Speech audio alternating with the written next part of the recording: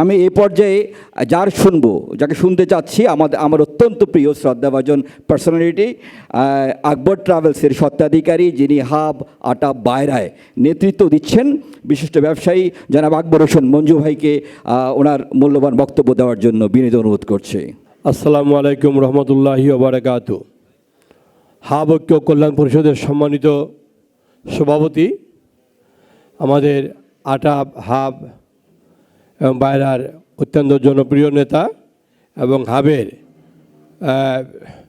সাবেক সভাপতি, সফল সভাপতি এবং আজকেও সেই সভাপতি আসন অলঙ্কৃত করছেন ডক্টর মোহাম্মদ ফারুক। আজকে আরও দুইজন সফল সভাপতি আমরা আজকে ডায়াসে পেয়েছি, আমাদের হাজি জামাল উদ্দিন সাহেব এবং আমাদের ইব্রাহিম বাদশা সাহেব স্টেজে আছেন। আমাদের আটাবের মহাসচিব আসলাম খান সাহেব আছেন এবং আমাদের নুরুল ইসলাম ভাই আমার পাশে বসে আছেন। উনি নেতা বানানোর কারিগর, আটাবে অনেকবার দায়িত্ব পালন করেছেন।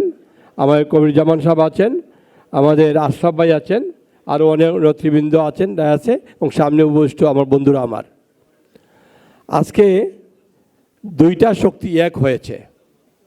আমি একটু 2 মিনিট সময় নিব। আমাদের ফরিদ আহমদ মজুমদার ওই প্যানেলে যখন ছিলেন, উনি রিয়েলাইজ করতে পেরেছিলেন যে ওই প্যানেলটা যার বিরুদ্ধে আমরা নির্বাচন করছি, যিনি বিগত দিনে আমাদেরকে কথা বলার সুযোগ তৈরি করে দেননি, উনি ওইভাবেই একটা নির্বাচনী প্রক্রিয়া অ্যাপ্লাই শুরু করেছিলেন এবং ওই জাতীয় লোকগুলাদেরকে দিয়েই উনি নির্বাচন করতে চেয়েছিলেন। কিন্তু আমাদের ফরিদ আহমদ মজুমদার সাহেব প্রতিবাদ করেছেন।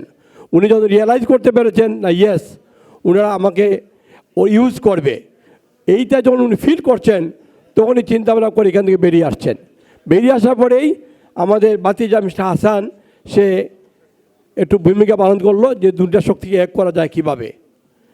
আসলে সত্যি সৈয়দ গোলাম সুলভের সাথে যে প্যানেল পেয়েছেন অত্যন্ত ডাইনামিক নেতা, আমাদের বর্তমান যাকে আমরা আগামী দিনের রানিং মেট ভাবছি ফরিদ আহমদ মজুমদার।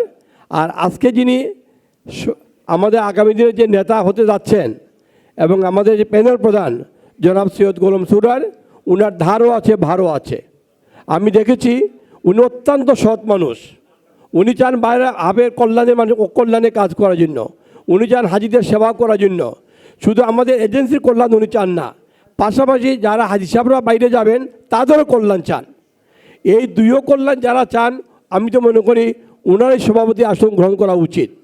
আমি দেখেছি উনার সাথে থেকে উনি সবসময় হাবের মেম্বারদের উনি ফিল করেন, অনুভব করেন, কল্যাণের জন্য কাজ করেন। এই যে ইদানিং ক্রাইসিস যত দেখা দিয়েছে, প্রত্যেকটা ক্রাইসিসে উনার সাথে আমি ছিলাম। আমি মিনিস্ট্রিতে গিয়েছি, আমি দেখেছি মিনিস্ট্রিতে কীভাবে ওনারা মূল্যায়ন করা অনেক সুযোগও আছে। আপনারা নিশ্চয়ই রিয়েলাইজ করতে পেরেছেন কেন তো আজকে ওনাকে মূল্যায়ন করে। তা আমার দৃঢ় বিশ্বাস আজকে যে 2 ডাইনামিক লিডার একত্রিত হয়েছেন, ওই দুই নেতাকে যদি আমরা সুন্দরভাবে পূর্ণ প্যানেলে ভোট দিয়ে জয়যুক্ত করি, তাহলে বিগত দিনে হাবের যে জঞ্জাল আছে সমস্ত জঞ্জাল ওনারা মিট করতে পারবেন বলে আমাদের দৃঢ় বিশ্বাস। বন্ধুরা আমার, এই জঞ্জাল মুক্ত করতে চাইলে আপনার প্যানেল ভোট দিতে হবে। প্যানেল ভোটে কোনো বিকল্প নাই।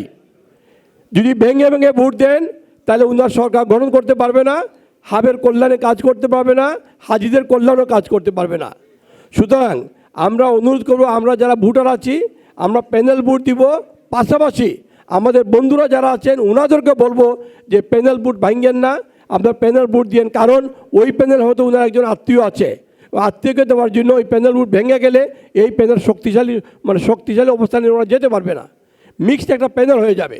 সুতরাং ওনারা যদি আমরা প্যানেল ভোট দিয়ে যুক্ত করতে পারি, তা আমার দৃঢ় বিশ্বাস আগামীতে হাব একটা সুন্দর একটা হাব প্রতিষ্ঠা হবে এবং আমাদের কল্যাণে ওনারা কাজ করে যেতে পারবেন।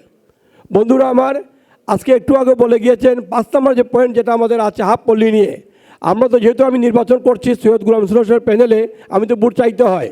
যখনই ভোট চাই তখন অনেকেই বলেন যে আপনারা তো এখন এক হয়ে গিয়েছেন। এটার পিছনে আমি জবাব দেই। আমি আমাদের সিলেটের আমাদের যে মুরব্বী শাকুর সাহেবকে আমি টেলিফোনে জিজ্ঞেস করেছিলাম যে শাকুর ভাই, এই যে মজুমদার সাহেবকে আমরা নিয়ে আসলাম, একত্রে আমরা নির্বাচন করছি, অনেকে তো প্রশ্ন করে উনাকে নিয়ে, এটা জবাব কী দিব আমরা বলেন। শাকুর ভাই বলছেন যে আমি অলরেডি একটা রিপোর্ট দিয়েছি, এই রিপোর্টে আমি কোথাও দেখি নাই যে ফরিদ আহমদ মজুমদার কোথাও তার নাম আছে বা কোথাও কোনো এই ব্যাপারে তার ইনভলভমেন্ট কিছুতেই নাই। সুতরাং এটা একটা অমূলক একটা ধারণা আমরা ওনার প্রতি চাপিয়ে দিতে চাচ্ছি। আমি আশা করি আপনাদের এই জিনিসটা ক্লিয়ার হয়েছে। আগে যিনি প্রেসিডেন্ট ছিলেন উনি এই 6-7 বছর কিন্তু চাইলে এটাকে নিরসন করতে পারতেন, হাফ পল্লীকে শেষ করতে পারতেন, উনি করেননি। কেন করেননি? এটা একটা নির্বাচনী কৌশল ছিল। সুতরাং আমরা সবই উপলব্ধি করতে পেরেছি।